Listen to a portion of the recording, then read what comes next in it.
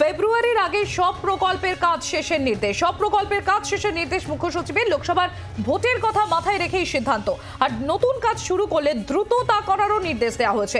প্রকল্প ধরে নবান্নকে রিপোর্ট দেওয়ার নির্দেশ। সুতপা সেন আমাদের প্রতিনিধি রয়েছেন আমাদের সঙ্গে। সুতপা, কি নির্দেশ দেওয়া হয়েছে মুখ্য সচিবের তরফে?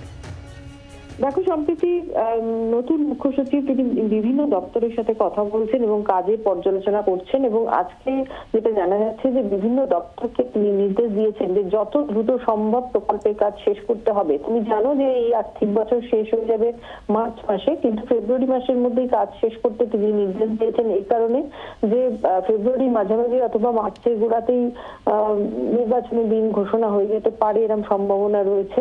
কাজেই সেই জায়গায় দাঁড়িয়ে যাতে কোনো অবস্থাতেই কোনো কাজ আটকে না যায় নির্বাচনের দিন ঘোষণা হয়ে যাওয়ার পর, তার জন্যই মুখ্য সচিবের এই নির্দেশ।